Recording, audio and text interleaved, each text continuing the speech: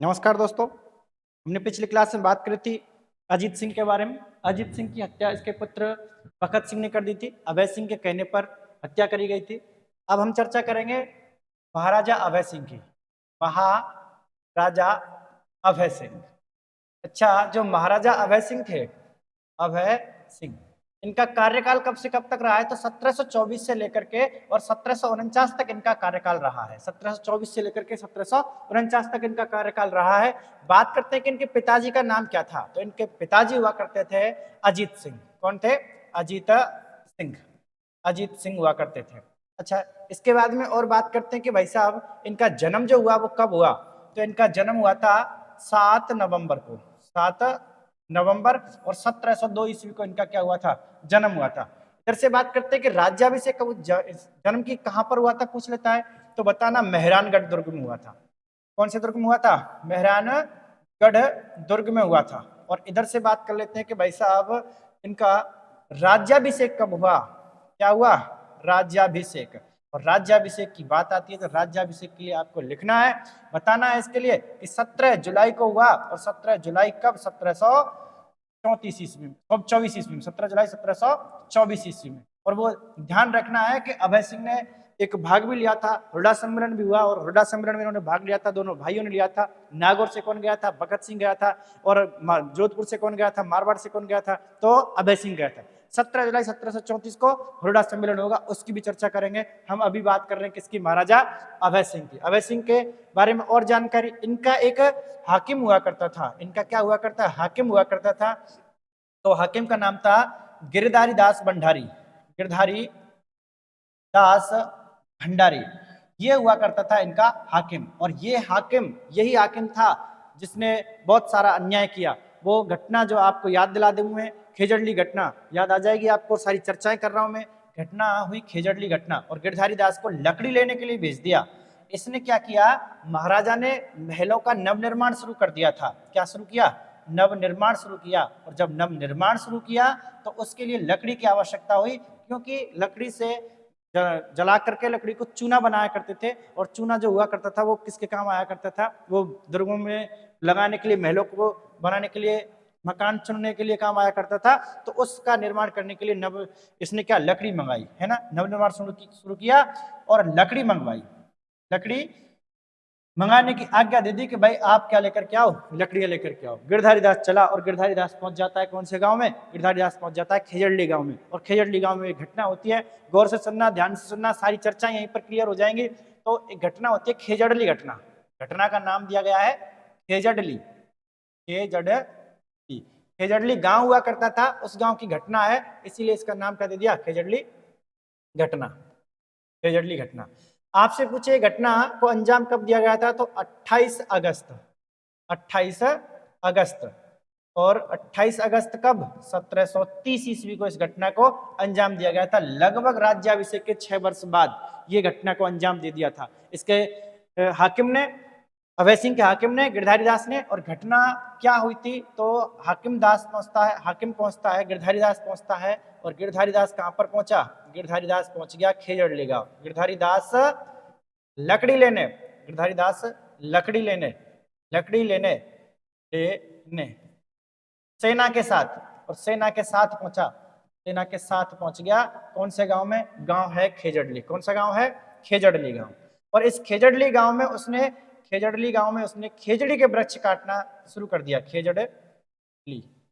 खेजड़ली गांव यहां पर पहुंच जाता है और यहां पर उसने क्या काटना शुरू कर दिया? वृक्ष काटना शुरू कर दिया। और वृक्ष जैसे ही काटना शुरू किया, इस घटना का पता चलता है, इस बात का पता चलता है, एक महिला हुआ करती थी अमृता देवी बिश्नोई।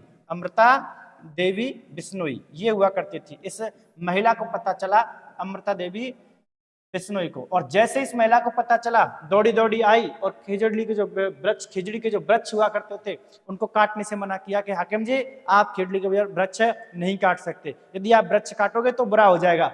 उसने कहा कि तू क्या कर लेगी? तो इसने जब ऐसा कहा तो उसने कहा कि जब पेड़ों को काट सकते हो, जब मेरी लाश से गुजरो। और अमृता देवी बिश्नोई ने क्या किया? इस वृक्ष से, और इस तरीके से ये वृक्ष से चिपक जाती है। कौन चिपक जाती है? अमृता देवी बिश्नोई।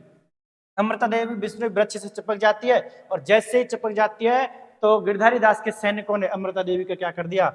कत्ल कर दिया, यानी कि इसकी हत्या कर दी। अमृता देवी की क्या कर दी? हत्या कर दी। इस बात को देख करके इसकी पुत्रियां हुआ करती थी, 3 पुत्रियां हुआ करती थी, वो भी दौड़ी दौड़ी आई और दौड़ी दौड़ी आई। इसी तरीके से उन्होंने भी ये सोचा कि जब माँ वृक्षों की सुरक्षा के लिए मारी गई है तो हम भी जब तक चाहे प्राण चले जाए लेकिन वृक्षों को काटने नहीं देंगे। ये आई रत्नु, रत्नु बागी बागी आई, इस रत्नु का भी कत्ल कर दिया। पुत्री हुआ करती थी इसकी, किसकी पुत्री हुआ करती थी? ये पुत्री थी और 3 पुत्रियां थी इसकी। एक पुत्री है, इधर से ऐसे दौड़ी दौड़ी एक और भाग करके आती है और वो उसका नाम था भागु। क्या नाम था इसका? भागु। ये भी इसकी पुत्री थी, भागु, भागु। और तीसरे वृक्ष से आकर के एक इसकी पुत्री और चपक जाती है और उसका नाम था रत्नु, भागु और आसू। घर से इस वृक्ष के पास में आ जाती है और ये थी कौन? आसू। अब ये घटना इसके पिता को पता चलती है, आसू के पिता को पता चलती है, या फिर अमृता देवी बिश्नोई के पति को पता चलती है। वो भी दौड़ करके आता है और अमृता देवी का पति जो था रामोजी, रामोजी इसमें आकर के शामिल हो जाता है और रामोजी भी एक वृक्ष से आकर के चिपक जाता है और इसी तरीके से इसकी भी क्या कर दी जाती है? हत्या कर दी जाती है और इधर से रामोजी की हत्या हो जाती है। इस प्रकार पूरे गांव को पता चलता गया, गांव दौड़ता गया, गांव दौड़ता गया और इधर से जो हाकिम था उसकी सेना ने उन व्यक्तियों को काटना शुरू कर दिया। इस प्रकार से ये घटना घटित हुई और ये कुल लोग शहीद हुए। इसमें कुल शहीद कितने हुए? कुल शहीद हुए भाई साहब 363। कितने हो गए? 363। जिसमें से बात करें तो पुरुष कितने हुआ करते थे? तो पुरुषों ने बलिदान दिया 294 पुरुषों ने। और महिलाओं की बात करें तो महिलाओं की बात करें, हालांकि आगे पहले महिलाएं थी लेकिन फिर शहीद ज्यादा पुरुषों की संख्या आती है और महिलाओं में क्या आया? कितनी संख्या आई? 69 महिलाओं ने क्या दिया? अपना यहाँ पर बलिदान दिया वृक्षों को बचाने के लिए। 100 सिर 60 है, रूख बचे तो भी सस्तो जान। जाम्बोजी के ये हुआ करते थे, तो बिश्नोई संप्रदाय के हुआ करते थे। ये सोचते थे कि चाहे 100 सिर कट जाए लेकिन एक पेड़ बचा तो भी सस्ता है, हमारे सिरों का मूल्य कम है, वृक्ष का मूल्य ज्यादा है। इस प्रकार से मैं सोचता हूँ कि प्रकृति प्रेमी, वाह क्या बलिदान दिया इन्होंने और मैं इनका सम्मान करता हूँ। इधर से बात करते हैं और क्या घटना हुई। ये जो घटना को अंजाम दिया गया था, तो मैंने कहा कि घटना 28 अगस्त 1730 को दी गई थी। इधर से आपसे पूछ लेता है खेजड़ली दिवस और मनाया जाता है, खेजड़ली दिवस। तो आपसे पूछ लेता है खेजड़ली दिवस कब मनाया जाता है? तो खेजड़ली दिवस की बात करें तो खेजड़ली दिवस मनाया जाता है भाई साहब, है ना, 12 सितंबर को, 12 सितंबर।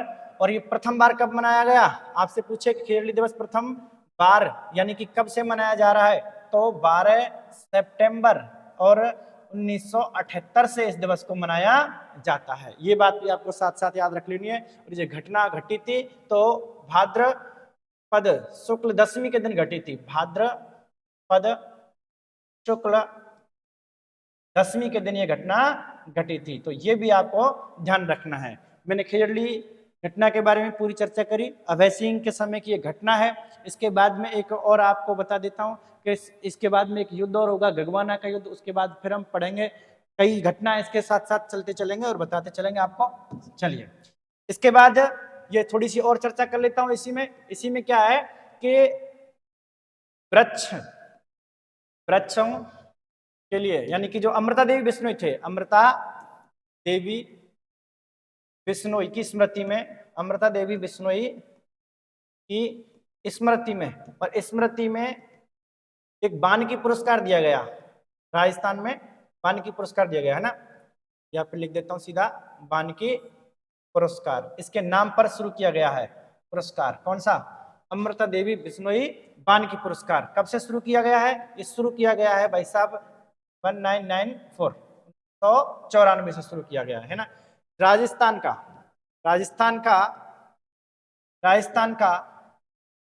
वानिकी क्षेत्र में सबसे बड़ा पुरस्कार, सबसे बड़ा क्या है? ये बड़ा पुरस्कार है, सबसे बड़ा क्या है? पुरस्कार है। ये बात भी आपको साथ साथ है याद रख लेनी है। ये घटना अभय सिंह के समय की हुई है। फिर इसके बाद में क्या होता है? 1731 की बात आती है। तो 1731 में ये मुगल दरबार में पहुंचता है और मुगल दरबार में एक इंफॉर्मेशन मिलती है, इसको सूचना मिलती है कि आपको सर बुलंद खां जो गुजरात का शासक है उस पर आक्रमण करना है। तो गुजरात अभियान की मैं चर्चा करता हूँ। और गुजरात अभियान कैसे कैसे हुआ देखिए। गुजरात अभियान, कौन सा अभियान हुआ? गुजरात अभियान, गुजरात अभियान। ये कब हुआ? 1731 ईस्वी को हुआ। कब हुआ? 1731 ईस्वी। कैसे कैसे हुआ कि देखिए, एक साइड में तो यहां पर है महाराजा अभय सिंह। कौन है? महाराजा अभय सिंह। ठीक है साहब। साथ में इनका भाई और है, और भाई आपको पता है कौन है? बखत सिंह। बखत सिंह। इधर से इस महाराजा अभय सिंह का एक गुरु और है, गुरु गुरु केसरी सिंह खेड़ापा। केसरी सिंह खेड़ापा बड़ा योद्धा हुआ करता था, महायोद्धा के नाम से भी इसको जाना जाता है। महायोद्धा, महायोद्धा के नाम से भी इसको जाना जाता है। इधर साइड में बात करते हैं तो इधर कौन हुआ करता था? इधर था सर बुलंद खां। सर बुलंद खां, ये सर बुलंद खां हुआ करता था। अच्छा, सर बुलंद खां कहाँ का है? गुजरात का है। इधर से महाराजा अभय सिंह और इधर से सर बुलंद खां, दोनों में आपस में युद्ध होता है, और इस युद्ध को जिताने का श्रेय जो जाता है किसको जाता है? केसरी सिंह खेड़ापा को जाता है। और केसरी सिंह खेड़ापा ने सिर कटने के बाद में भी, सिर कहा जाता है कि सिर कट गया इसका, सिर कटने के बाद में भी बहुत सारे सैनिकों को इसने सरबुलंद खां के मारा था। सरबुलंद खां के बहुत सारे सैनिकों को मारा था सिर कटने के बाद भी।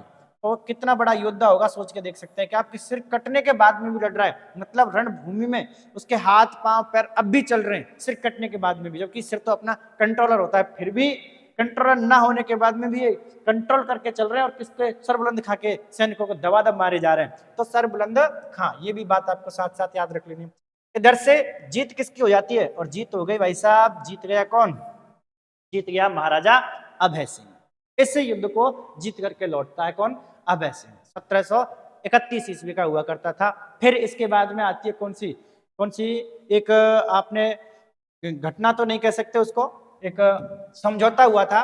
कौन सा? हुडा सम्मेलन। उसमें एक समझौता हुआ था राजपूतों का, कई राजपूत एकत्रित हुए थे उसमें। तो 17 जुलाई 1734 को उसमें ये भाग लेने के लिए जाते हैं, है ना। वैसे पूरा के पूरा जो है ये तो क्या? हुडा सम्मेलन, हुडा सम्मेलन, हुडा सम्मेलन, है ना।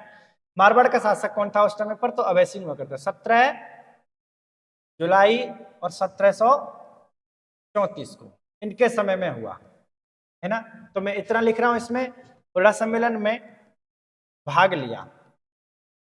भाग लिया तो कौन कौन भाग ले रहे थे? चलो थोड़ी सी चर्चा कर देता हूँ, एक थोड़ी सी डिटेल दे देता हूँ, ज्यादा तो नहीं दे पा रहा है इस जगह पे, पर फिर भी कोशिश कर रहा हूँ कि हुडा सम्मेलन है जो, उसमें क्या हुआ कि देखिए, इसका जो योजनाकार हुआ करता था, भाग लिया। एक योजनाकार की पहले बात कर लेता हूँ। योजनाकार, तो योजनाकार, इसका योजनाकार हुआ करता था। दो लोग थे इसके, एक तो संग्राम सिंह सेकंड, और एक था सवाई जयसिंह। एक था कौन?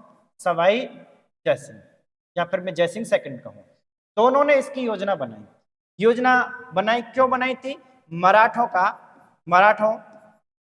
का विरोध करने के लिए, विरोध करने के लिए, मराठों का क्या करने के लिए? विरोध करने के लिए राजपूतों को एकत्रित करना। राजपूतों को क्या करना? एकत्रित करना, यानी कि राजपूतों को एकजुट करना, एकत्रित करना, एकत्रित करना। एकत्रित कर रहे किसको? राजपूतों को, है ना। इधर से बात कर लेते हैं। संग्राम सिंह की मृत्यु हो जाती है, ये हुडा सम्मेलन से पहले मृत्यु हो जाती है इसकी तो क्या हो गई? मृत्यु। लेकिन इसका पुत्र था, और पुत्र का नाम क्या था? तो इसका पुत्र आया जगत सिंह सेकंड। जगत सिंह, और जगत सिंह कौन सा वाला? सेकंड वाला आया, है ना। और देखिए इसके बाद और बात कर लेता हूं। अब इसमें भाग किस किसने लिया? तो भाग लेने वाले मैं यहां पर लिख रहा हूं।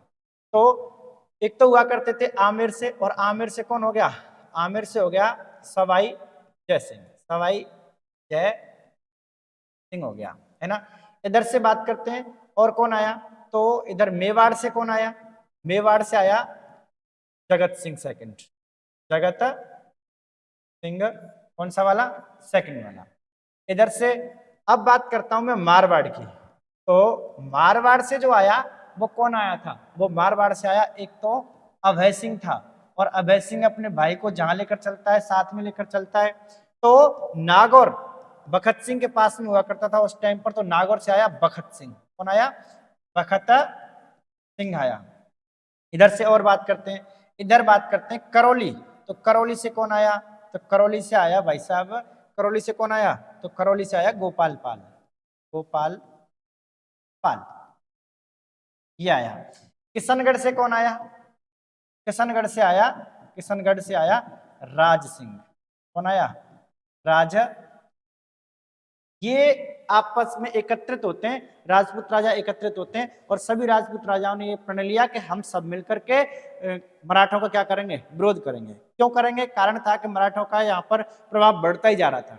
इधर 1733 ईस्वी में सवाई जयसिंह पर हमला कर दिया था किसने? मराठों ने। तो इस वजह से सवाई जयसिंह योजना लेकर के आया है, संग्राम सिंह के पास गया और संग्राम सिंह ने कहा कि बिल्कुल ऐसा ही करेंगे और एक सम्मेलन करेंगे। उस सम्मेलन का आयोजन होना था 17 जुलाई 1734 को। उससे पहले ही किसकी मृत्यु हो जाती है? संग्राम सिंह सेकंड की मृत्यु हो जाती है और उसका पुत्र जो है जगत सिंह सेकंड। अब क्या हुआ इस जगह पर कि आमेर का शासक सवाई जयसिंह यहाँ का यानी कि हुडा सम्मेलन का बनना चाहता था अध्यक्ष, लेकिन विरोध करता है कौन? अभय सिंह। अभय सिंह कहता है क्यों? तुम क्यों बनोगे भाई? रियासत है हमारी बड़ी है, सबसे ज्यादा क्षेत्रफल हमारे पास में लेकर के हम बैठे हैं, तो तुम कैसे बन सकते हो? इधर से सवाई जयसिंह में और अभय सिंह में और बखत सिंह भाई का साथ दे रहा है। तो जयसिंह में क्या होता है? आपस में विरोध होता है। इत जयपुर इत जोधपुर दोनों थाप थाप क्रम मारियो दीकरो और कमदज मारे बाप। किसी कवि ने इस बारे में कहा कि देखो एक साइड में जयपुर है और एक साइड में क्या है? जोधपुर है ना। इन्होंने अभय सिंह कमदज, इनको बोलते कमदज मतलब मारवाड़ वाले जो है, कमदज यानी कि राठौड़ों ने तो अपने पिता को मारा है। अभी अभी आपको मैंने घटनाएं सारी सुनाई। जो अजीत सिंह हुआ करता था, अजीत सिंह की हत्या करवा दी थी अभय सिंह ने, किससे? बखत सिंह से। तो क्रम मारियो दिख यानी कि क्रम, ये कछवा जो है, इन्होंने किसी अपने पुत्र को मार दिया था, इसलिए ये बात कही। तो ये अध्यक्षता के लिए लड़ रहे हैं। किसके लिए लड़ रहे हैं? अध्यक्षता के लिए। तो फिर अध्यक्ष किसको बनाया गया? तो अध्यक्ष बनाया गया भाई साहब किसको? अध्यक्ष बनाया गया जगत सिंह को। किसको बनाया गया? जगत सिंह को। क्या बनाया गया? अध्यक्ष। तो ये बन गए अध्यक्ष। ये ध्यान रखने की बात थी, है ना। हुडा सम्मेलन भी आपके साथ साथ हो गया। इसके बाद में एक घटना और आती है, गंगवाना का युद्ध। 11 जून 1741 ईस्वी को गंगवाना का युद्ध हुआ। वो थोड़ा सा क्रिटिकल है, आप समझने का प्रयास करना, और यदि आप थोड़ा सा भी ध्यान दोगे तो भी एक बार में याद हो जाएगा। लीजिए, एक आता है कौन सा युद्ध? गंगवाना का युद्ध। बहुत इंपॉर्टेंट है गंगवाना का युद्ध। ये है 11 जून तो 1741 ईस्वी को। 11 जून 1741 ईस्वी को यह युद्ध होता है। और इस युद्ध की बात करूं तो देखना, पहले घटना को समझना, कैसे कैसे घटना हुई युद्ध में बाद में कराऊंगा, लेकिन पहले मैं घटना को समझा रहा हूं। घटना क्या है? घटना इस प्रकार से हुई कि यहां पर यह है बीकानेर। क्या है ये? बीकानेर। और ये बीकानेर है, तो बीकानेर का शासक अभी अभी नया नया बना है शासक, और जोरावर सिंह बना। कौन बना? जोरावर सिंह। ये जोरावर सिंह शासक बन गया। और जैसे जोरावर सिंह शासक बना, इधर ये मारवाड़, ये क्या है? मारवाड़। और मारवाड़ का शासक कौन बना? पता है आपको? अभय सिंह है। ये अभय सिंह है। इधर पड़ता है नागौर। ये नागौर कौन सी जगह? नागौर। और नागौर का जो शासक है वो कौन है? वो है बखत सिंह। कौन है? बखत सिंह। ये यहाँ का है। इधर से बात करूं, यहां पर पड़ती है आमेर। कौन सी जगह है? आमेर। और आमेर का शासक कौन है? सवाई जय सिंह। सवाई जय सिंह ये है। थोड़ा सा समझना, नहीं तो आपके समझ में थोड़ी सी बात इधर उधर हो जाएगी। एक बार पहले समझना, फिर युद्ध की चर्चा करूंगा। कि जैसे ही बीकानेर का जोरावर सिंह शासक बना, तो अभय सिंह ने मौका पाकर के आक्रमण किया। किस पर? इस पर आक्रमण कर दिया। किस पर कर दिया? जोरावर सिंह पर। और इसने इसको बीकानेर को घेर लिया। बीकानेर को घेर लिया। बीकानेर में इसका जोरावर सिंह ने एक पत्र भेजा। इसका एक सेनापति और हुआ करता था, सेनापति था जगराम। सेनापति था जगराम। जगराम ये हुआ करता था, जगराम। जगराम। जोरावर सिंह ने पत्र भिजवाया। किसके लिए? पत्र भिजवाया जयसिंह के लिए। जयसिंह के पास में पत्र गया और जयसिंह को कहलवाया कि अभय सिंह ने हम पर आक्रमण कर दिया है, कृपया सहायता प्रदान करें। एक पत्र जोरावर सिंह ने भेजा, किसके लिए? बखत सिंह के लिए। इसके लिए भी पत्र भेज दिया। जब इसके लिए पत्र भेजा, इससे पत्र व्यवहार हुआ, तो बखत सिंह ने इसके कहने पर, किसके कहने पर? जय सिंह के कहने पर, इसने भी एक पत्र भेजा, किसके लिए? जय सिंह ने बखत सिंह के लिए, कि मैं तुमसे मिलना चाहता हूं। और बखत सिंह मिलता है, और इसका जय सिंह हुआ करता था, और जय सिंह का विद्याधर, जो शास्त्री पंडित विद्याधर, पंडित विद्याधर शास्त्री जो था, है ना, पंडित विद्याधर शास्त्री, ये जो था वास्तुकार जो था जयपुर का ना, ये पंडित विद्याधर शास्त्री, बखत सिंह और जय सिंह एक जगह पर मिलते हैं और योजना बनाते हैं। जय सिंह ने क्या किया? इसके लिए रिश्वत दे दी। किस बात के लिए रिश्वत दे दी? इस बात के लिए रिश्वत दे दी कि तुम्हें अपने भाई का साथ नहीं देना है, और मौका मिलते ही मैं तुम्हें नागौर से हटाकर कहाँ का शासक बना दूंगा? मारवाड़ का शासक बना दूंगा। लालच आ गया बखत सिंह के, बात मान ली किसकी? जय सिंह की। ठीक है, तूने कहा तो कोई बात नहीं है। अब बखत सिंह साथ देने के लिए जाता है जोरावर सिंह के लिए। बखत सिंह निकल गए यहाँ से इधर। जय सिंह ने मौका पाया, और मौका पा करके यहाँ से जयपुर से चला है, और इसने क्या घेर लिया? जोधपुर घेर लिया। तो इसको तो लगा दिया इधर, स्वयं आ गया कहाँ? इधर। जैसे ही यहाँ पर पहुंचा, बखत सिंह को खबर लगती है कि जय सिंह ने किसका घेरा दे दिया है? अभय सिंह का, यानी कि जो जोधपुर दुर्ग है उसको घेर लिया है, मारवाड़ को घेर लिया है। तो ऐसी स्थिति में भगत सिंह यहाँ से लौटता है, और इसने क्या किया? अभय सिंह के साथ में संधि कर ली। संधि हो गई, एक संधि। संधि एक तो अभय सिंह प्लस सवाई जय सिंह, इनके बीच में क्या हुई? संधि हुई। सवाई जय सिंह, सवाई जय, इनके बीच में क्या हो गई? संधि हो गई। इस बात का पता चला बखत सिंह को कि मुझे थोड़े से रुपए दे करके और मुझे बेवकूफ बनाया, और कहा मेरे से कि तुझे कहाँ का शासक बनवाऊंगा? मारवाड़ का। ये बौखला गया कौन? बखत सिंह। बखत सिंह यहाँ से जाता है और अपने भाई अभय सिंह से मिलता है कि भाई जी बात हो गई गलत, इसने तो उल्टा खेल खेल दिया। तो आपस में दोनों भगत सिंह और अभय सिंह मिल जाते हैं। अब युद्ध होता है, वो कौन सा वाला होता है? गगवाना का युद्ध। चलो मैं इसको अगले स्टेप में बताता हूँ, है ना। गगवाना का युद्ध, गगवाना का युद्ध। और गगवाना का युद्ध जो हुआ वो हुआ कब? 11 जून और 1741 ईस्वी को। कैसे कैसे युद्ध हुआ? इधर साइड में तो मारवाड़, कौन सी साइड है? मारवाड़।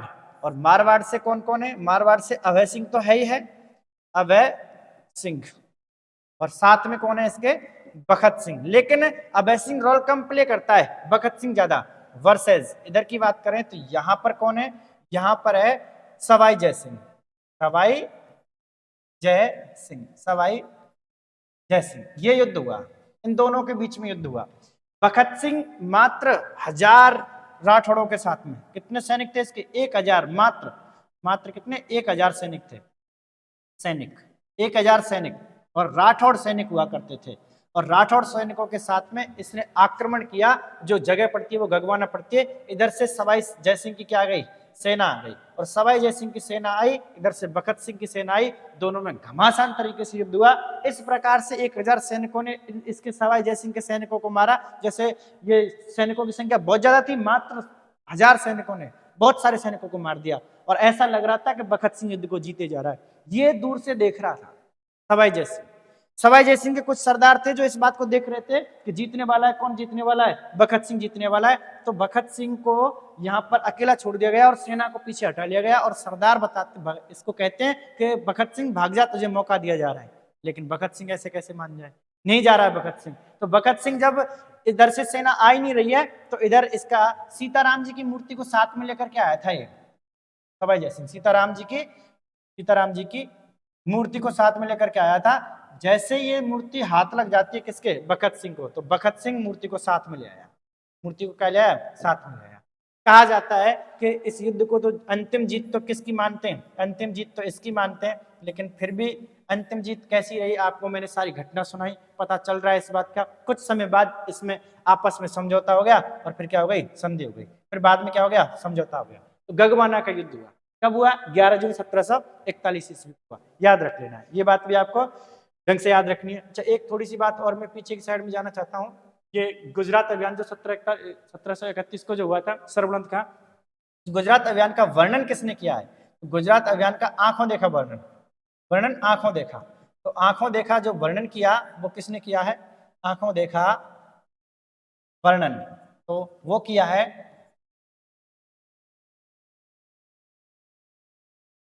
वो पुस्तक है, पुस्तक मिलती है एक, और पुस्तक का नाम है राजरूपक। राजरूपक इस पुस्तक में किया है ना। ये भी साथ साथ आपको याद रख लेना है ना।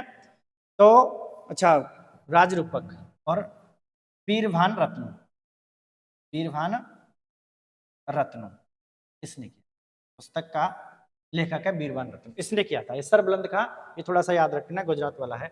आगे चलते हैं, गगवाना हो गया।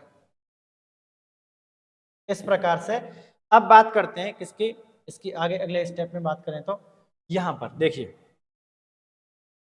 1749 ईस्वी को अभय सिंह की क्या हो जाती है, अभय सिंह, और अभय सिंह की हो जाती है मृत्यु। अभय सिंह की मृत्यु कब होती है, 1749 ईस्वी को इसकी हो जाती है मृत्यु हो जाती है। ये बात भी आपको याद रखनी साथ साथ। इधर से बात करते हैं कि अभय सिंह ने निर्माण, किसका निर्माण करवाया, तो निर्माण में करवाया अभय सागर तालाब का। किसका निर्माण करवाया, अभय सागर तालाब का निर्माण करवाया, अभय सागर तालाब का निर्माण करवाया। अठ पहलू कुआं, अठ पहलू कुआं का निर्माण करवाया। इधर से बात करते हैं तो इसके पिता हुआ करते थे अजीत सिंह, अजीत सिंह, अजीत सिंह का देवल, अजीत सिंह का देवल, अजीत सिंह के देवल का निर्माण करवाया इसने, है ना। अजीत सिंह पिता थे ना इसके, तो पिता की स्मृति में, किसकी स्मृति में, पिता की स्मृति में, है ना। पिता की स्मृति में इसने क्या करवाया था, ये ध्यान रखना आपको। अजीत सिंह ने अजीत सिंह के देवल का निर्माण करवा दिया, ठीक है साहब। इसके बाद में और बात करते हैं, एक विद्वान मिलता है इनका, क्या मिलता है, विद्वान, विद्वान मिलता है। एक तो मिलता है कर्णीदान, कर्णीदान, सूरज प्रकाश, इन्होंने क्या लिखा, सूरज प्रकाश लिखा। एक मिलता है जगजीवन भट्ट, जगजीवन भट्ट, जगजीवन भट्ट, और जगजीवन भट्ट ने लिखा अभयोदय, अभयोदय। पहले तो पिता के साथ था तो इसने लिखा अजीतोदय, अब लिखा है क्या, अभयोदय। ये बातें आपको साथ साथ याद रख लेनी। तो ये हमारे कौन हो गए, ये अभय सिंह। अभय सिंह के बारे में जितनी भी टोटली घटना है आप कहीं पर पढ़ना, किसी भी तरीके से देखना, आपको मिले इससे ज्यादा मिल जाए तो मेरी गारंटी है। इसके साथ में हम थोड़ी सी बात करते हैं, और किसकी बात कर लेते हैं, इसका पुत्र आया कौन, राम सिंह, है ना। अभय सिंह का पुत्र आया, और अभय सिंह का पुत्र है राम सिंह, महाराजा, महाराजा राम सिंह, महाराजा राम सिंह। ज्यादा समय तक शासक नहीं रहा है, ज्यादा समय तक शासक नहीं रहा है, तो इसका मतलब ये रहा कि ये 1749 में शासक बना और 1750 तक शासक रहा है, 1750 तक शासक रहा है। कारण क्या रहा है इसका ऐसा होने का, इसका कारण ये रहा कि ये जो हुआ करता था ये उद्दंड प्रवृत्ति का था, उद्दंड प्रवृत्ति का था, उद्दंड प्रवृत्ति, उद्दंड प्रवृत्ति का था। सुरा और सुंदरी में डूबा रहता था, इस वजह से सरदार इससे नाखुश थे। जब सरदार इससे नाखुश थे तो सरदारों ने विचार किया कि भाई इससे बात नहीं बनेगी, हमें तो कौन लाना पड़ेगा, बखत सिंह लाना पड़ेगा। अच्छा, इसका चाचा था बखत सिंह, चाचा, चाचा कौन था इसका, चाचा था बखत सिंह। कौन चाचा था इसका, बखत सिंह। अब बखत सिंह के पास में सरदार गए, के पास में सरदार गए, बखत सिंह के पास में गए। बखत सिंह, सरदार नागौर जाकर, नागौर जाकर बखत सिंह को, बखत सिंह को मारवाड़ का, जोधपुर का, जोधपुर का शासक बनाने के लिए आमंत्रित करते हैं, करते हैं मतलब करते हैं, शासक बनाना चाहते हैं वो इसको, सरदार पहुंच जाते हैं और सरदार पहुंचते हैं तो सरदारों की बात मानता है कौन, बखत सिंह। और बखत सिंह आता है और बखत सिंह जब आता है तो इनके बीच में एक युद्ध होता है 1750 में। कैसे कैसे होता है वो भी देख लेते हैं। एक साइड में तो पड़ जाता है यहाँ पर, ये हो गया जोधपुर, क्या हो गया ये हो गया जोधपुर हो गया, है ना, जोधपुर। और जोधपुर का शासक जो बना है वो बना हुआ है अभी, शासक कौन है, राम सिंह, राम सिंह हो गया, है ना, ये शासक बना हुआ है। तो इसके बाद में बात करते हैं, यहां पर पहुंचे हम, ये है नागौर, ये क्या है, नागौर।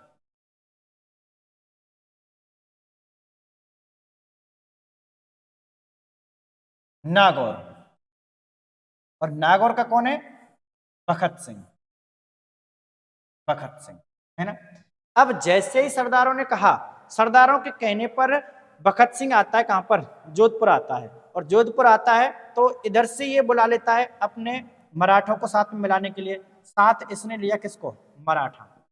और मराठा कौन था, मराठा जयप्पा सिंधिया को बुला लिया इसने, जयप्पा सिंधिया, इसको बुला लिया, सिंधिया। दोनों के बीच में युद्ध हो रहा है, जयप्पा सिंधिया। आपसे पूछे कब हुआ, तो 17 नवंबर 1750 को युद्ध हुआ, 17 नवंबर 1750 को दोनों के बीच में नागौर व जोधपुर का युद्ध हुआ, है ना।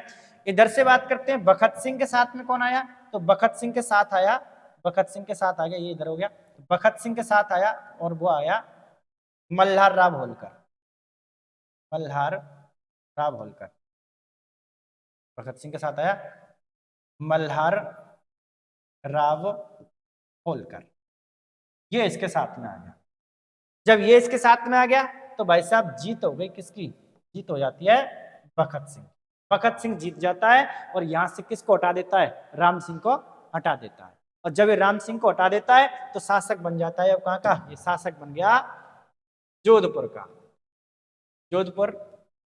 और जोधपुर का शासक बना, शासक बना। और कौन शासक बन गया, बखत सिंह शासक बना, बखत सिंह। बखत सिंह कब से कब तक शासक रहा है, तो ज्यादा टाइम ये शासक नहीं रहा है, ये रहा है 1750 से लेकर के 1752, 1750 1752 तक शासक रहा है ना, लगभग 2 वर्ष का शासक रहा है। बखत सिंह ने क्या क्या किया, तो बखत सिंह शासक बन जाता है तो यहाँ पर कुछ निर्माण कार्य करवाता है, इधर निर्माण कार्य करवाता है जोधपुर में, है ना, जोधपुर में राज व्यवस्था को संभाला, व्यवस्था को संभाला व नवनिर्माण किया, नवनिर्माण किया। और नवनिर्माण किया तो चौराहों पर इसने क्या, चौराहे बनवाना स्टार्ट कर दिया, है ना, रास्ता व्यवस्था, रास्ता व्यवस्था सुदृढ़ की, सुदृढ़ की, चौराहों पर चबूतरे बनवाए,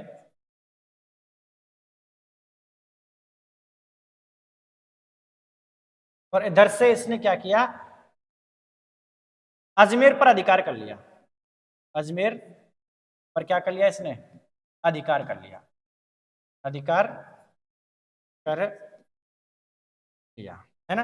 ये बातें आपको याद रखनी है। एक निर्माण और करवाया इसने, मंदिर का निर्माण करवाया, आनंद घन जी के मंदिर का, आनंद घन जी के मंदिर का निर्माण करवाया, का निर्माण करवाया।